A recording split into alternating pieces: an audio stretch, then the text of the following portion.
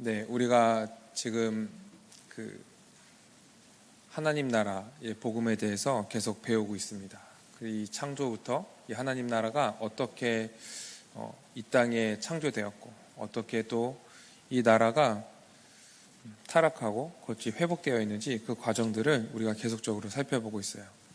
우리가 처음 창세기 1장에 봤던 말씀이 하나님이 천지를 창조하셨다는 그 말씀이었죠. 무에서 유를 창조하셨고 혼돈과 공허 가운데 이 질서를 세우시고 풍성하게 세우시는 이 창조를 하셨습니다. 그리고 거기에 사람을 두시고 보시기에 심히 좋았더라 이렇게 말씀을 하셨어요. 하나님은 말씀으로 창조하셨죠.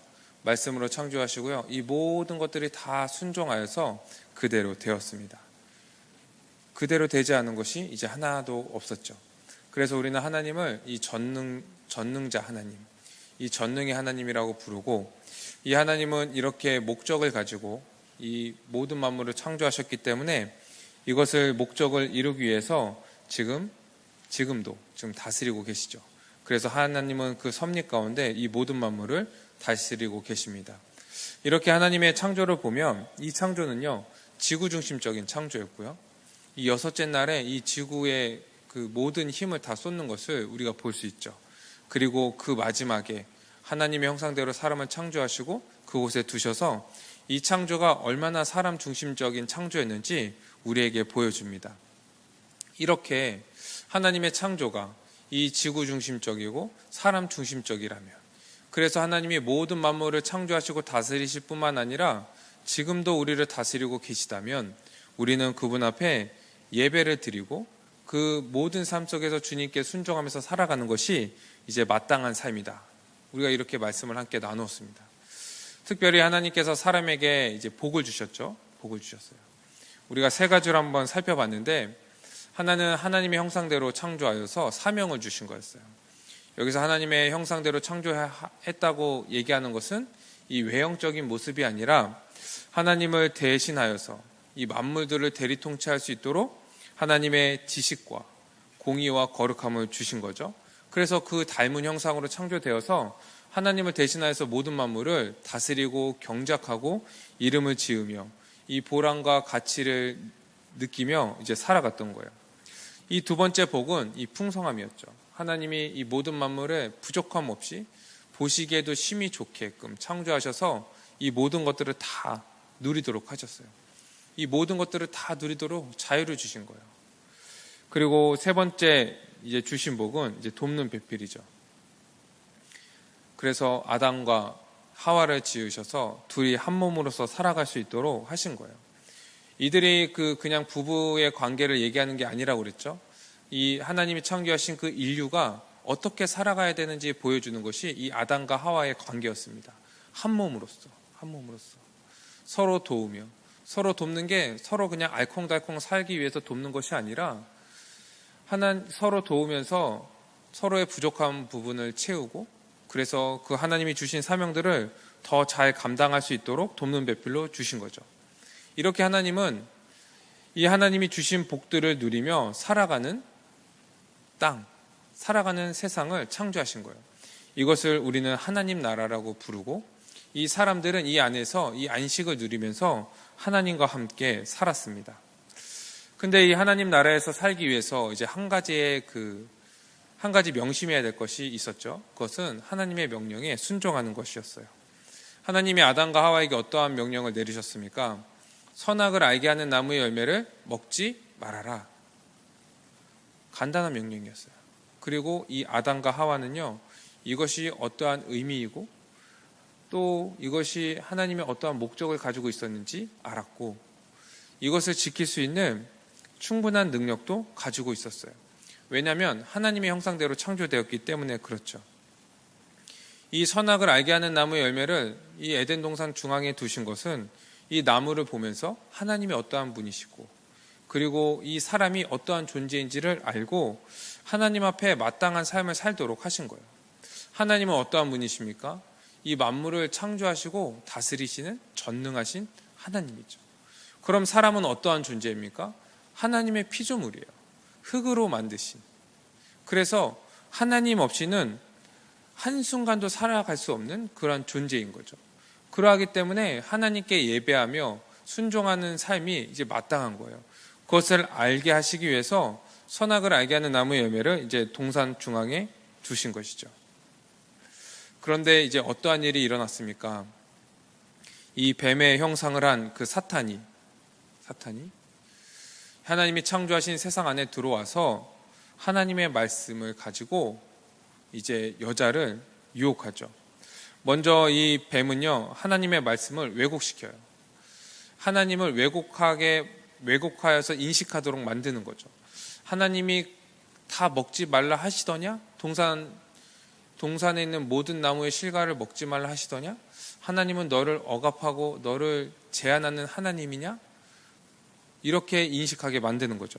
하나님 자체를요, 왜곡하게 만들어 버렸어요.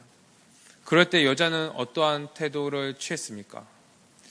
원래는 이 여자는 하나님이 어떠한 분이시고 그분의 뜻을 알았기 때문에 이 뱀이 유혹했을 때 물리쳤어야 되는데 그렇지 않았죠. 하나님의 말씀을 믿지 않았어요. 하나님이 선악을 알게 하는 나무의 열매를 먹지 말아라. 먹으면 반드시 죽을 것이다. 이렇게 얘기했는데 그 말을 믿지 않고 그 말을 너무 가볍게 여긴 거죠. 에이, 설마 죽이시겠어? 설마. 이런 마음을 가지고 그 선악을 알게 하는 나무의 열매를 이제 따먹게 된 거예요. 하나님처럼 되려고. 여러분, 우리가 지금 짓고 있는 그 많은 죄들이요, 다 이 똑같은 패턴으로 돌아간다는 거 알고 계십니까? 이 사탄은요, 계속 하나님을요, 우리에게 왜곡하도록 만들어요. 하나님이 우리를 제한하고, 우리를 억압하시고, 우리가 꿈꾸고 우리가 계획했던 것들을 못하게 하시고, 가로막으시고, 언제나 내가 하고 싶은 것들을 못하게 하시고, 내가 하기 싫은 거를 하게 하시는 하나님이다. 이렇게 인식하도록 만들죠. 그렇게 인식하게 만듦으로 인하여서 하나님의 말씀을요, 믿지 않고 가볍게 여기도록 만드는 거예요. 에이, 하나님이 설마. 예수님까지 보내주셨는데 설마 그러시겠어? 그러라고 했는데 안 그렇게 살아가는 거예요. 가볍게 여기는 거예요. 너무나. 그래서 자기의 주장과 자기의 뜻과 자기의 의지대로 살아가는 거죠. 이것이 성경에서 말하는 죄인 겁니다. 죄. 하나님처럼 되려고 하는 것. 이 아담과 하와는 결국은 어떻게 됐습니까? 정말 하나님처럼 되었나요? 그렇지 않았죠. 하나님의 영광을 잃어버리고, 하나님의 영광을 잃어버리니까 자기들의 그 모습이요, 확 드러난 거예요. 그 수치스러운 모습, 벌거벗은 모습. 그래서 하나님의 낯을 피하여서 숨어버리죠. 이제 오늘 함께 읽은 말씀 3장 11절부터 24절까지의 말씀은요, 하나님이 범죄한 이 아담과 여자와 뱀에게 이 죄에 대해서 하나씩 물으시고 그것에 대해서 이제 심판하시는 그 장면이 기록되어 있습니다. 한번 말씀을 함께 같이 볼까요? 먼저 하나님은요, 이 아담을 찾아오세요. 아담에게 오셔서 왜 죄를 지었는지 물어보시죠. 우리 9절 말씀부터 함께 볼게요. 하나님이 아담에게 이제 아담을 부르십니다. 내가 어디 있느냐? 이제 10절에 아담이 대답하죠. 내가 동산에서 하나님의 소리를 듣고 내가 벗었으므로 두려워하여 숨었나이다. 이제 11절에 하나님이 다시 물으십니까?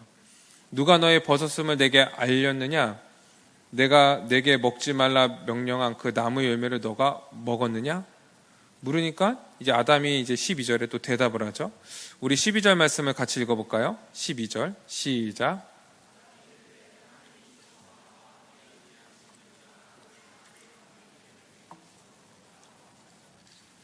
네, 이제 아담은 죄를 지었으면요, 그냥 하나님 앞에요 회개하면 됐거든요. 하나님, 제가 이런 죄를 졌습니다. 제가 죽을 죄를 졌는데 살려주십시오. 갖고 막 이렇게 회개하고 그래야 되는데 지금 12절에 보니까 어떻게 해요? 지금 핑계를 대고 있는 거예요. 하나님이 주셔서 나와 함께 있게 한 그 여자가 줘갖고 내가 먹었습니다. 내가 그 여자가 안 줬으면 내가 안 먹었을 텐데, 그 마치 하나님이 그 여자를 내 옆에 두셔갖고 내가 죄를 지은 것처럼 하나님한테요 그 책임을요 지금 전가시키는 거예요. 하나님이 그래서 내가 지금 죄를 지은 거예요. 하나님이 왜 이런 환경을 주신 거예요, 대체? 나는 지금 잘 살고 있었는데, 순종하면서. 지금 이렇게 얘기하는 거죠. 여러분, 우리가 죄 질 때도 이렇지 않아요? 죄 질 때도. 우리가 죄 어떤 환경 속에 누워졌을 때 뭐라고 얘기합니까? 하나님, 왜 나한테 이러세요? 우리가 죄 짓는데.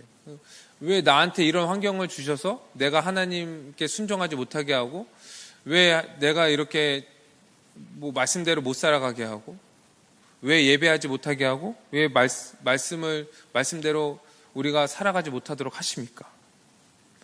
아담이 지금 그러고 있는 거예요. 지금 아담은요, 자기의 죄를 회개하지 않고요, 지금 핑계를 대고 있는 거예요. 여러분, 우리가 죄를 질 때 만약에 우리 마음 가운데 이 주의를 지금 원망하거나 또 하나님께 이 죄의 책임을 전가하려는 모습이 있다면요, 이제 아담의 후손이다, 이렇게 생각하시면 돼요. 이제 하나님이 여자를 찾아가시죠. 여자에게 물으십니다. 13절에 보니까 내가 어찌하여 그렇게 하였느냐? 여자가 대답하죠. 뱀이 나를 꿰므로 내가 먹었나이다. 여자는 어떻습니까? 여자도 뱀에게 그 죄의 책임을 전가시키죠. 뱀이 그랬어요. 뱀이 나를 꿰지 않았으면 내가 죄를 짓지 않았을 텐데 뱀 때문에 그랬어요. 이렇게 얘기하는 거예요. 유혹한 것은 이 뱀의 책임일 수 있습니다. 근데 이 넘어간 것에 대한 그 책임은 이제 여자가 져야 되는 거죠. 그리고 나서 이제 하나님이 이제 뱀에게 갑니다. 뱀에게 가셨는데 뱀한테 가서는 이제 14절에 보니까 너가 왜 그랬느냐 이렇게 물어보지 않으세요. 왜냐하면 이 사탄이 하는 일이라는 것을 알고 계시기 때문에 그렇죠. 그래서 이제 14절, 15절에 바로 저주를 내리십니다. 여기서 중요한 것은 무엇이냐면 하나님께서 죄에 대해서 하나하나 조목조목 물어보시고 그것에 대해서 벌하신다는 거예요. 이 순서를 보니까 먼저 이 죄에 대해서 물으실 때 아담, 여자, 뱀 이 순서대로 이제 죄를 물으시고 이제 벌을 내리실 때는 뱀, 여자, 아담 순으로 이제 벌을 내리시죠. 하나님은요 이 벌을 내리실 때요 자기 분에 못 이겨서 감정적으로 그렇게 벌하시는 분이 아니라는 거예요. 죄보다 더 과하게 벌하시는 분이 아니라는 거예요. 우리는 가끔 하나님에 대해서 이제 하나님은 너무 이제 두려운 하나님, 진노의 하나님. 그래서 우리가 죄를 조금 져도 막 놓아져갖고 우리를 막 어떻게 하시는 하나님으로 인식하는 경우가 있는데 하나님은요 죄에 대해서 반드시 벌하시고 그 죄만큼 벌하시는 공의의 하나님이라는 거예요. 그래서 선은 복으로 갚으시고 악은 벌로 갚으십니다. 나중에 죄인들, 이제 불신자들이요 하나님 앞에서 이제 심판을 받을 것인데 그들이 다 똑같은 심판을 받지 않을 거예요. 이제 죄를 더 많이 지은 사람은 더 많은 벌을 받게 될 거고요. 덜 지은 사람은요 덜 받게 될 거예요. 합당한 벌을 받게 될 거예요. 그리고 우리도 마찬가지일 거예요. 우리 신자도 예수님이 재림하시면 그 심판대 앞에 다 서게 되죠. 그리고 우리도 우리의 삶에 대해서 이제 심판을 받게 됩니다. 그럴 때 우리도 우리의 삶에 대해서 책임을 져야 돼요. 책임을. 그러하기 때문에 나는 믿으니까 됐어. 구원받으면 됐지 상급은 필요 없어. 이러신 분들이 계시는데 우리가 그 앞에서 하나님 앞에 심판을 받는다는 것을 우리가 잊지 말아야 돼요. 그래서 우리는 신자로서 하나님 앞에 온전한 삶을 살아야 됩니다. 또 여기에서 우리가 조금 생각해 봐야 될 것이 이 보복에 가는 거예요. 보복에 가는 거. 우리가 신자로 살아갈 때 이제 우리가 그 신자로 살아가지 못하도록 우리에게 해를 입히거나 우리를 대적하는 사람들이 간혹 있어요. 그래서 우리가 믿음대로 살아가려고 하는데 우리가 말씀에 순종하면서 살아가려고 하는데 하나님이 주님이심을 고백하며 살아가려고 하는데 그러한 삶을 살아가지 못하도록 만드는 사람들이 있습니다. 그러할 때 우리는 어떠한 마음을 가져야 될까요? 우리가 흔히 그러할 때 어떠한 마음을 갖냐면 이제 보복하려는 마음, 해코지하려고 하고, 아니면 이제 분을 품죠. 분을 품고, 아니면 이제 미워하는 마음, 그리고 이제 판단하고 정죄하는 마음을 갖기 쉽습니다. 그런데 우리는 이런 마음을 갖지 말아야 돼요. 왜냐하면 이 모든 만물을 심판하시는 분은요, 오직 하나님 한 분밖에 안 계시기 때문에 그래요. 그래서 우리가 보복하려는 마음, 판단하려는 마음을 갖게 되면요, 그것은요, 내가 심판자의 자리에 앉으려고 하는 것과 동일해요. 하나님의 자리에 앉아서 내가 심판하고 보복하고 정죄하고 판단하는 거예요. 그것은 하나님의 주되심을 거부하는 것고, 이 아담과 하와가 지었던 그 죄를요, 동일하게 짓는 것과 마찬가지죠. 그럼 우리가 그러한 상황이 되었을 때 어떻게 해야 될까요? 우린요, 그들을 선대해야 됩니다. 오히려 그들에게 선을 베풀어야 돼요. 그래서 악을 선으로 갚아야 돼요. 이게 하나님이 모든 만물을 다스리시고 심판하신다는 것을 믿는 사람들의 자세예요. 아니, 그래도 좀 억울하지 않나요? 억울하잖아요. 그 억울한 마음을 품는 것, 그 자체가요, 하나님이 공의로 심판하신다는 것을 믿지 않는 것과 마찬가지예요. 그래서 우리는 하나님이 공의로 심판하신다면, 죄에 대해서 반드시 심판하시는 분이라면 우리는 그것을 믿고 우리에게 해를 입히고 우리를 대적하고 그러한 사람이 있을지라도 그것을 주님께 맡기고 다 털어버려야 돼요. 그 사람에 대한 다른 감정, 악한 감정, 미운 감정, 이 나쁜 감정들을 우리는 갖지 말아야 되는 거예요. 그리고 오직 그리스도의 그 사랑으로 더 사랑하고 온유하게 우리가 살아가야 된다는 것이죠. 이제 아담과 하와는요, 이 심판받기 전에 하나님이 이제 저주를 내리시는데, 저주받기 전에요, 이들의 죄의 결과가 즉각적으로 나타나요. 어떻게 나타났냐면, 이제 그게 8절에서 9절, 아니 10절 말씀까지 나와 있는데, 이 아담과 하와는요, 더 이상 하나님 앞에 설 수 없어서 하나님의 낯을 피하여서 숨어버립니다. 이 죄 자체가 하나님을 떠난 것이기 때문에 그 앞에 나갈 수 없는 거예요.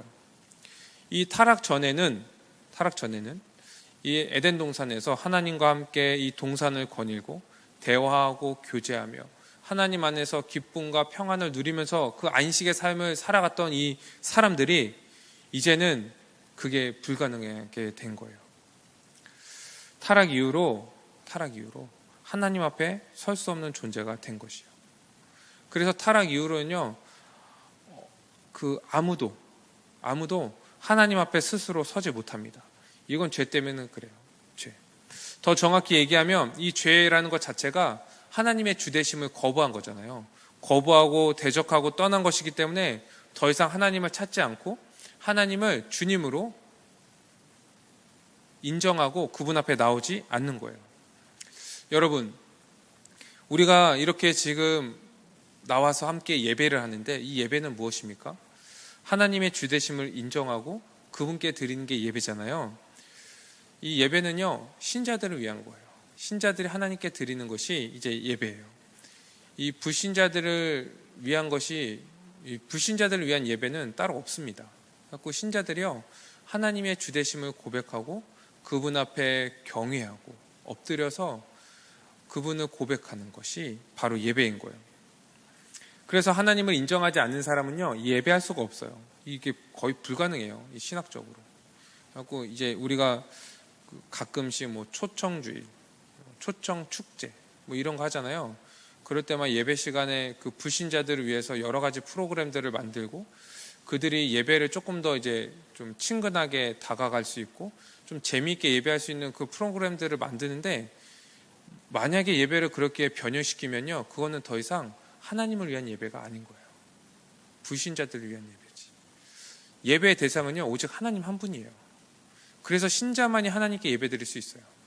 그럼 불신자들은 어떻게 예배드리나요? 예배할 수 없다니까요. 불신자들은요, 먼저 복음을 가르쳐야 돼요. 그리고 그들이 하나님이 어떠한 분이신지를 알게 하고 그것을 믿게 하여서 함께 그것을 고백하도록 해야 되는 거예요. 그래야지 이제 예배 시간에 같이 이제 데리고 나와서 같이 예배하는 거예요. 믿는 자들로서. 이제 이 성경은 이 하나님과의 그 관계가 단절된 것을 뭐라고 표현하고 있냐면 죽은 상태다, 이렇게 설명을 하고 있어요. 그래서 우리가 영적으로 죽었다 이렇게 얘기하는 것은요, 하나님과의 그 관계가 단절된 것을 얘기해요. 영적으로 죽었다. 육적으로 죽었다. 이렇게 얘기하는 것은 육과 영혼이 다 단절된 거예요. 이제 예수님이 재림하시면 신자들은 하나님과 영원히 함께 살 거예요. 그리고 불신자들은요, 돌이킬 수 없는 그 영원한 단절 가운데 놓이게 될 거예요. 그게 죽음이에요, 죽음. 그래서 이 죄인들은 사망에 이른다, 이렇게 얘기할 때는 이 하나님과의 그 단절된 상태를 얘기하는 거예요. 그래서 이 우리가 죽음의 영생을 얻는다, 이것은 하나님과 영원히 함께 살아간다는 것을 얘기하는 거예요. 그 관계 가운데. 그리고 이 불신자들이 사망에 이른다 얘기하는 것은 영원한 죽음 가운데, 돌이킬 수 없는 죽음 가운데 이르게 되는 것을 표현하는 거죠. 그런데 이제 좀 궁금한 게 있지 않습니까? 뭐 없을 수도 있는데 한번 얘기해 볼게요. 그 하나님과의 그 단절되었다, 이런 얘기들을 왜 죽음으로 우리가 표현을 할까요? 그냥 단절되었다, 떠났다, 이렇게 표현하면 되는데 왜 죽음이라는 그 단어를 사용할까요? 이것은 죽었다는 그 특징 때문에 그래요. 여러분, 이 죽으면 어떻게 됩니까? 이 시체 보신 적 있나요? 죽으면요, 아무것도 할 수 없어요. 그렇죠? 자기의 의지나 자기의 힘으로요, 할 수 있는 것이 아무것도 없어요.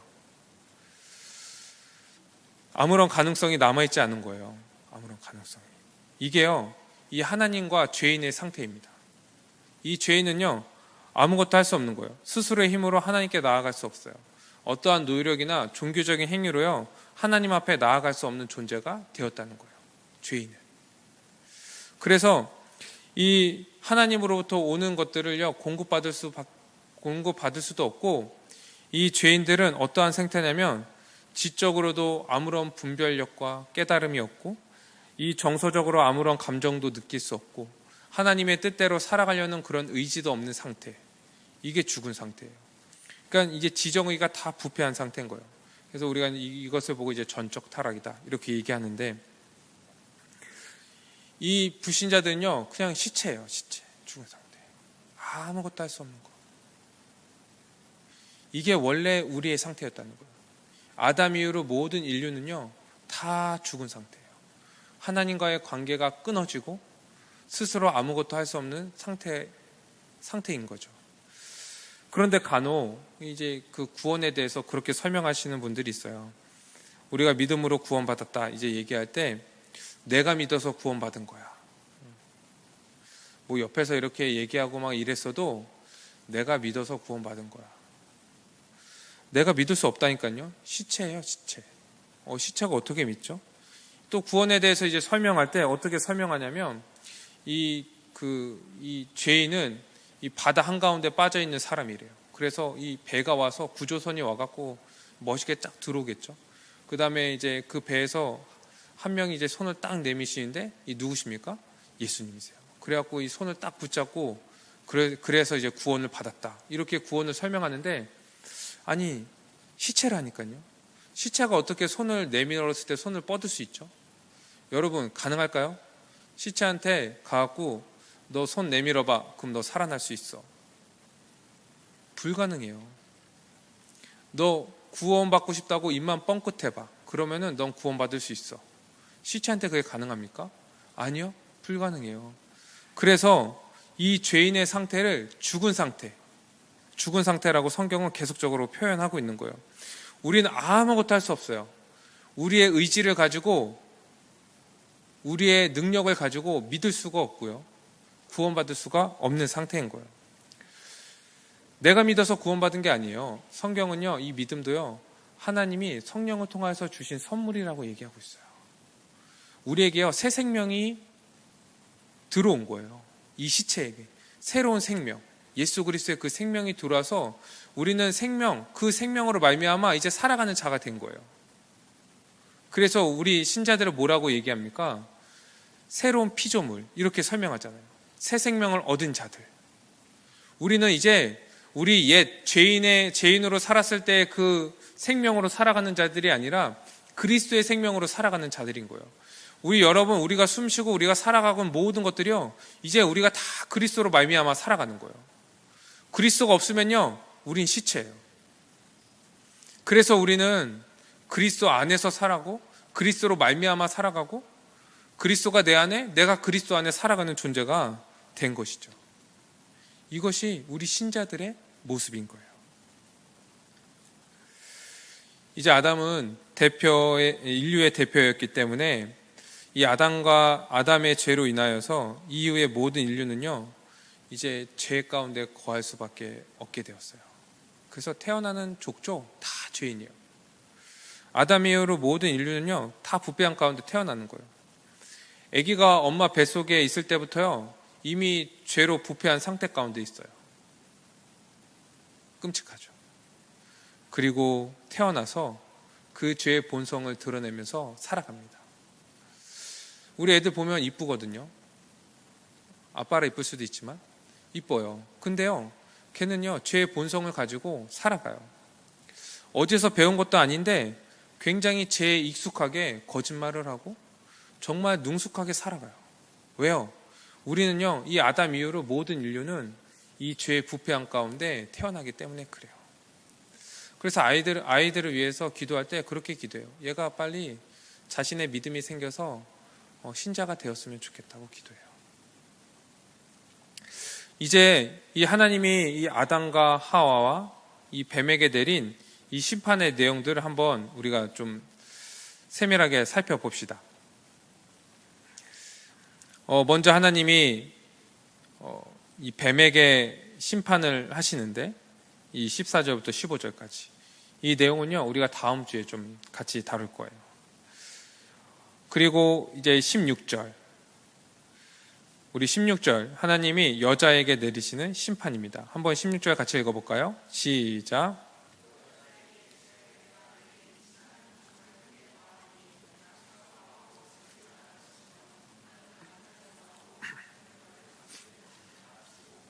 아멘. 여자는 임신하는 고통을 크게 더하셨어요. 그래서 수고하면서 자식을 낳게 하시고 이제 더 수고하면서 이 자식들을 키우게 하신 거예요. 이게 복이었는데요, 원래 저주로 바뀌었어요. 원래 생육하고 번성하여서 땅에 충만하는 그 복을 주셨는데 이게 저주로 바뀐 거예요. 임신하는 고통을 더하시고 이제 수고하여서 자식을 낳게 하신 거죠. 또 어떠한 저주를 받게 됐냐면 여자는 남편을 원하고요, 남편은 여자를 다스리게 되었어요. 즉 여자는 남편을 머리로 인정하지 않고 거부하고 남편은 여자를 지배하는 관계 가운데 이제 살게 된 거예요. 원래는 이제 서로 돕는 배필로서 서로를 도우면서 한 몸으로서 살아가는데 이제 상하 관계가 이제 형성되고, 그러나 이것들을 거부하면서 서로 싸우고 다투고, 우리 많이 봤죠. 그 이제 드라마 같은 데서 이런 관계가 형성이 된 거예요. 이 한 몸의 관계를 잘 드러내는 것이 이제 부부 관계인데 이 부부 관계가요, 완전히 깨져버린 거예요. 정말 이 세상에서 누구보다도 사랑했고 결혼을 했는데 막 결혼해서 막 싸우다가 결국은 이혼하는 그런 지경에 이르게 된 거예요. 그러니까 온 인류는요, 지금 이렇게 완전히 이 한 몸됨을 깨어져 버린 그 상태 가운데 살아가고 있는 것이죠. 이것은 결국 이 타락으로 인하여서 이 사랑과 사랑 관계, 이 하나님이 창조하신 그 인류, 이 생존 방식이요, 완전히 파괴된 것을 이제 의미하고 있어요. 그래서 이 땅을 살아갈 때 한평생 살아가도요, 마음이 맞는 사람이 잘 없고, 이제 사랑하는 관계도 잘 없고, 그리고 그렇다 보니까 사람한테 무관심하게 되고 혼자 사는 게 좋고, 그래서 이제 독신으로 살아가겠다 이렇게 이제 선언하는 사람도 있고, 친한 관계라고 얘기해서 보면은 그냥 이해관계 가운데 얽혀 있고, 그냥 이런 관계 가운데 우리가 살아갈 수밖에 없는 거예요. 이게요, 지금 저주 때문에 그래요. 이 여자에게 내려진 그 저주 때문에. 우리가 이 믿음으로 말미암아 구원받았다 이렇게 얘기할 때 이 구원은요, 이런 갈등과 경쟁과 방목의 이 관계 가운데서 건진받은 거예요. 그래서 이렇게 우리가 살아갔던 이 여자가 받았던 그 저주 가운데서 우리가 완전히 건진받았다는 것들로 건진받았다는 것도 이제 포함되어 있는 거예요. 그래서 우리는요, 그리스도 안에서 한 몸, 한 지체로 살아가는 거예요. 이게 어디입니까? 바로 교회입니다. 교회는요, 이 아담과 하와의 그 관계가요, 회복된 곳이에요. 그래서 여기선 경쟁도 없고요. 서로 갈등이나 미워하는 감정이나 이런 것도 없고요. 이 한 몸으로서 서로 사랑하고 서로가 가진 은사들을 가지고 서로 섬기며 내 자신과 같이 살아가는 이 공동체가 있으니 이것이 교회인 거예요. 이제 하나님께서 이제 남자에게도 이제 저주를 내리시는데 그게 이제 17절부터 이제 나와 있습니다. 우리 17절 말씀 한번 같이 읽어볼까요? 17절 시작.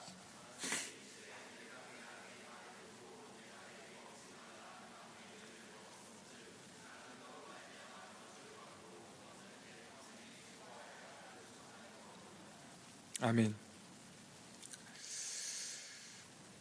우리 18절, 19절도 같이 읽을까요? 쭉 같이 시작.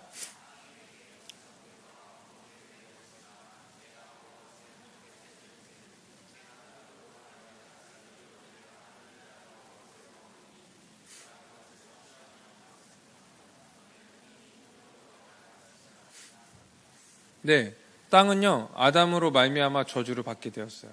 그래서 이 아담이 평생 수고해야지 땅에서 소단을 먹을 수 있게 된 거죠. 여러분 좀 이상하지 않아요? 이 아담과 여자와 뱀은요, 이 죄를 지은 장본인이기 때문에 이 저주를 받는 것이 마땅한데 이 땅은 왜 저주를 받았을까?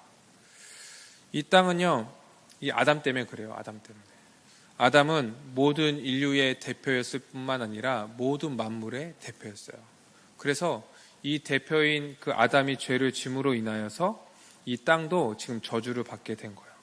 이 저주받은 상태가 어떻습니까? 이제 18절에 가시덤불과 엉겅퀴를 내는, 원래는 하나님의 그 풍성함을 드러내는 것이 땅이었는데 그래서 각종 나무의 열매를 맺고 그 풍성함을 드러내서 하나님의 얼마나 풍성한 분이심을 나타냈던 것인데 이제 쓸모도 없는 가시덤불과 엉겅퀴를 내는 그렇게 이제 저주를 받게 된 거예요. 이제 사람이 필요한 것을요 더 이상 주지 않아요. 땀을 흘리고 이제 사람이 땀을 흘려야지 그 먹을 것을 먹을 수 있는 거예요. 이 땅에서 신자가요 하나님 나라의 복을 회복하면서 살아가는데요. 어떨 때 보면은 쉽지 않을 때가 있어요. 아, 왜 회복되었다는데 왜 쉽지 않지? 왜 그러냐면 땅이 아직 가시덤불과 엉겅퀴를 내고 있기 때문에 그래요. 그래서 이 땅에서 우리 신자들이 살아가는 게요 쉽지 않은 거예요. 교회 안에서 한 몸으로 살아가려고 해도요 아직도 그 안에 막 갈등하는 사람들도 있고, 또 이 부부관계 가운데 이 부부관계가 회복되었다고 한 몸으로서 살아가야 된다고 얘기하지만 그 가운데서 한 몸으로 살아가는 것도 쉽지 않고, 이 사회에서 우리가 하나님이 주신 그 사명이 회복되었다고 얘기하지만 그러나 신자로서 이 땅에서 살아가는 것이 녹록지 않은 것이죠. 그러나 우리는 실망하지 말아야 됩니다. 이 눈에 보이는 것을 가지고요 우린 실망하지 말아야 돼요. 왜냐하면 우리는 보이지 않는 그 나라, 이미 예수 그리스도로 말미암아 성취되고 회복된 그 나라, 하나님 나라에 살아가고 있기 때문에 그렇죠. 그래서 우리는 그 나라에 살아가고 있다는 그 믿음을 가지고 완성될 그 나라를 우리가 소망하며 우리는 살아가야 되는 거예요. 아담과 하와는요 이제 하나님처럼 되려고 선악을 알게 하는 나무의 열매를 따먹었죠. 그러나 그 결과가 어떻습니까? 이 하나님처럼 되기보다는요 이 자기의 존재들요 완전히 드러내는 그런 지경에 이르렀어요. 하나님이 저주하셨는데 너희는 흙으로 돌아갈 것이다. 너네들 원래 흙이었어. 내가 아니었으면 너네들은 원래 흙이었어. 그래서 이 흙으로 돌아갈 것이라는 이제 저주를 받게 되는 것이죠. 흙에 불과한 이 존재가요 이 모든 만물을 창조하시고 다스리시는 그 하나님을요 멸시하고 거부하고 업신여겼던 거예요. 이거 얼마나 큰 죄입니까? 그렇죠? 그래서 이들은요 이렇게 저주를 받게 되는 것이죠. 이제 수고해야 먹을 수 있고요. 그러나 이 수고를 열심히 해도요 잘 우리가 풍족하게 못 누려요. 이게 다 저주 가운데 있기 때문에 그래요. 그리고 우리가 어떨 때 보면 이제 무의미하고 이 갈등과 경쟁의 관계 가운데서 우리가 살아가고 있어요. 이게 다 타락의 결과입니다. 우리가 구원받아서 한 몸이 되었다. 우리가 구원받아서 하나님 나라의 복이 회복되었다. 이렇게 얘기할 때 이 한 몸이 되었다. 그리스도 안에서 한 몸이 되었다. 이렇게 얘기하는 것은요. 창세기 1장과 2장 여기에 나왔던 창세 이전의 그 모습이요. 우리에게 회복된 거예요. 여기서 중요한 것이 바로 이거예요. 우리가 이 모습대로 회복된 존재라는 거예요. 믿음으로 말미암아. 우리는 서로 각자를 위해서 살아가는 존재였어요. 그리고 자기가 왕이었기 때문에 하나님의 주되심을 거부하고 자기가 왕이었기 때문에요. 누구에게도 속하지 않고 살아갔던 존재였어요. 자기를 위해서 살았죠. 자기를 위해서 모든 시간과 에너지와 그 돈을 쓰면서 살아갔던 존재였어요. 그리고 이 서로가 왕이기 때문에요. 서로 경쟁하는 거예요. 서로 싸우는 거예요. 그런데 예수 그리스도 안에서 우리가 어떠한 존재로 변했냐면 이제 주님을요. 예수 그리스도가 우리의 주라는 것을 고백하는 거예요. 그리고 우리는 그분 앞에 나와서 그분의 백성입니다. 그분을 예배하고 그분을 순종하는 자가 된 거예요. 이제 우리의 주님은 누구십니까? 예수 그리스도시죠. 이제 우리가 더 이상 우리가 그 왕이 아니에요. 우리는 그분의 백성이요 하나님의 자녀이죠. 그러니 우리가 서로를 보면서 뭐라고 불러요? 우리는 하나님 나라의 백성입니다. 우리는 한 가족입니다. 우리는 한 몸입니다. 이렇게 살아가는 거예요. 그래서 교회를 얘기할 때 하나다, 한 몸이다, 한 가족이다 이렇게 얘기하는 것이요 굉장히 중요한 거예요. 왜냐하면 이 하나라고 얘기하는 것 그 자체가 이미 창세기 1, 2장에 나왔던 그 하나님 나라의 복이요 회복되었다는 것을 증명하는 거거든요. 이 교회가 그러한 존재예요. 그리고 이 교회 안에서 이 모든 복들을 풍성히 누리며 우리가 살아갑니다. 그래서 우리는 더 이상 이 원시적인 그러한 그 염려를 하지 않아요. 먹고 살기 위해서 힘쓰고 뭘 먹고 어떻게 살아갈까?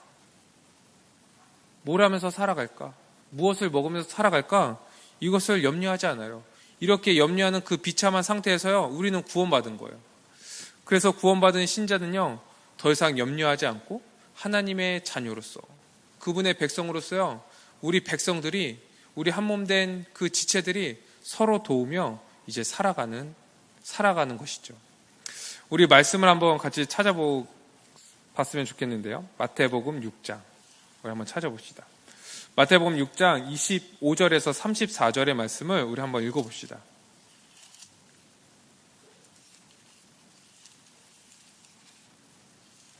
마태복음 6장 25절에서 34절 말씀입니다. 우리 한 절씩 읽을게요. 25절에서 34절. 그러므로 내가 너희에게 이르노니 목숨을 위하여 무엇을 먹을까, 무엇을 마실까, 몸을 위하여 무엇을 입을까 염려하지 말라.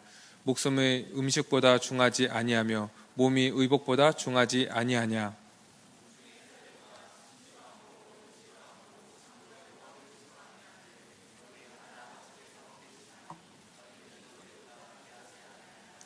너희 중에 누가 염려함으로 그 길을 한 자라도 더할 수 있겠느냐.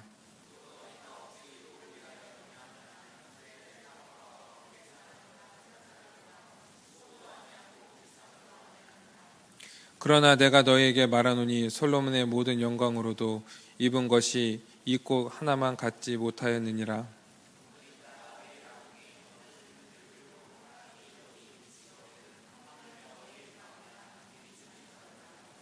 그러므로 염려하여 이르기를 무엇을 먹을까, 무엇을 마실까, 무엇을 입을까 하지 말라.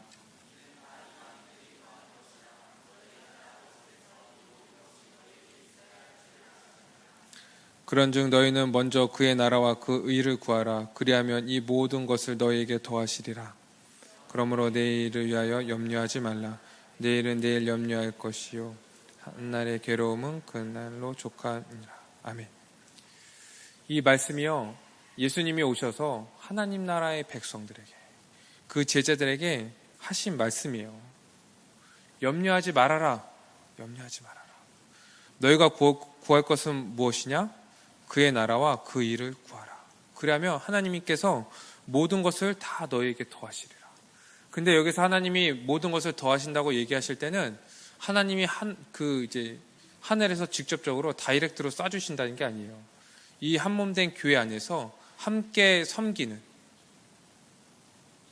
한 형제 자매된 이 교회를 통해서 이 모든 것들이 다 공급받는다는 거예요.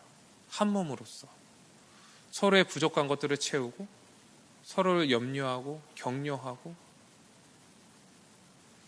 슬퍼할 때 같이 슬퍼해주고 기뻐할 때 같이 기뻐해주면서 이렇게 하나로서 살아가는 거예요. 여러분, 우리가 살아갈 때 한번 생각해 보십시오. 그러한 존재가 있다면, 그러한 사람들이 나에게 있다면 내 삶 가운데서, 내 개인적인 삶 가운데서 일어나는 그 일들이 우리에겐 더 이상 염려가 되지 않는 거예요. 왜? 교회가 있기 때문에. 그러나 우리는 수고는 해야 됩니다. 수고는 해야 돼요. 이것이 임의와 아직 가운데 있는 그 긴장감 때문에 그런데 우리는 수고해야 됩니다. 수고해서 열심히 살아야 돼요. 하나님이 주신 그 사명을요, 하나님이 주신 그 삶을요, 우린 열심히 살아야 됩니다. 그런데 우린 염려하지 말아야 되는 거예요. 힘든데 염려하지 말아야 되는 거예요. 이제 그리스도인들은요, 이 교회 안에서요, 모든 것들이 다 해결되는 거예요. 그리고 하나님께서 함께 하시기 때문에 더 이상 염려할 것이 없는 것이죠. 사랑하는 청년 여러분, 죽음은요, 하나님과의 관계가 단절된 것이었어요. 그래서 하나님이 주신 모든 복들을 다 잃어버리는 거예요. 이 저주의 내용들을 보면 하나님이 주셨던 그 복들, 이 복들을요, 다 회수하셔 가시는 것을 우리가 볼 수 있어요. 다 그 복을 잃어버리는 거예요. 그리고 에덴 동산, 여기서 쫓겨나는 거죠. 그리고 이 하나님의 그 관계에서 단절되어서 수고하고 정말 그러나 무의미하고 고통과 죽음 가운데 살아가는 이것이 우리의 원래의 상태였다는 거예요. 이 죄인의 상태. 그런데 이 구원은 무엇이냐? 이 죽은 상태에서 새 생명을 얻은 것입니다. 이 구원받았다는 것은요, 예수 그리스도로 말미암아 그분의 생명을 우리가 얻고 하나님 나라에 다시 들어간 거예요. 그 생명을 얻은 자만이 하나님 앞에 다시 나아가 하나님과 살아가고 그분이 주시는 그 복들을 다시 회복하여서 그 복을 누리면서 살아가는 거죠. 이것이 누구입니까? 바로 교회입니다. 우리는 이제 교회에서 그 복을 누리면서 살아가요. 그리고 세상에서도요, 이제 우리 개인으로 살아가는 것이 아니라 우리는 교회로 살아가는 거예요. 교회로. 교회이기 때문에 우리는 떳떳하게 살아가는 거예요. 세상에 어떠한 어려움과 핍박과 대적이 있을지라도 나 혼자는 이기지 못하는데 우리는 왜 이길 수 있냐? 우리에게 교회가 있기 때문에 그렇습니다. 그리고 이 교회 안에서 함께 예배하고 또 복음을 배우고 그 복음 안에서 교제하면서 그 풍성하신 주님의 은혜를 또 함께 나누는 거예요. 여러분, 우리가 이 하나님의 은혜를 알기 전에요, 우리가 원래 죄인이었을 때 어떠한 상태였는지, 하나님으로부터 받았던 그 저주가 어떠한 것인지를 분명히 알 필요가 있습니다. 그러할 때 그 끔찍한 상태에서 우리가 구원받았다는 그 은혜가 더 우리에게 현실적으로 다가올 것이에요. 우리는 이 죄인에서 구원받은 자라는 것을 매일매일 감사하며 그 은혜를 누리며 이 교회로서 살아가기를 주님의 이름으로 축원드립니다. 우리 말씀을 가지고 함께 기도하길 원합니다. 우리 함께 기도하기를 원하는데, 먼저 말씀을 가지고 우리가 기도할 때 하나님은 공의의 심판자이세요. 하나님은 신자와 불신자들을요, 다 심판하십니다. 불신자들은 영원한 형벌에 들어갈 거예요. 그러나 우리 신자들도 하나님 앞에 심판을 받는다는 것을 우리는 잊지 말아야 됩니다. 그럼 우리가 어떻게 살아야 되겠습니까? 우리가 신자로서 온전한 삶을 살아야 돼요. 이제까지 우리가 하나님께 순종하지 않고 살아갔던 것들이 있다면 우리가 회개합시다. 그리고 우리가 신자로서 온전히 살아갈 수 있도록 우리 이 시간 함께 기도했으면 좋겠어요. 우리 두 번째는 이 죄의 결과는요, 하나님과의 관계가 끊어지는 거예요. 하나님이 주셨던 모든 복들을 다 잃어버리는 것입니다. 하나님의 주되심을 거부한 결과가 얼마나 끔찍한지요. 그런데 우리 믿는 자들은 예수 그리스도 안에서 하나님과의 관계가 회복되었고 그 복이 회복되었습니다. 우리가 그 구원의 은혜에 우리가 감사하며 기도합시다. 우리는 죽은 상태였어요. 우리는 시체였어요. 그런데 그 주님의 은혜로 말미암아, 그 구원의 은혜로 말미암아 우리는 구원받은 거예요. 우리가 그 구원의 은혜에 우리가 감사하며 이 시간 기도합시다. 우리 마지막으로 기도할 때 교회는 예수 그리스도로 말미암아 그 하나님 나라의 복이요 회복된 곳이에요.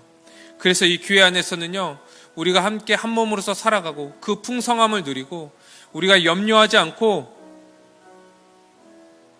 함께 그 하나님 나라를 소망하는 공동체입니다.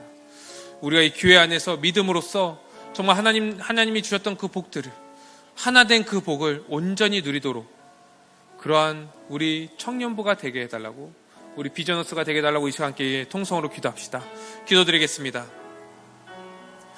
주여 하나님, 인도하시고 함께하여 주시옵소서. 하나님께서 우리를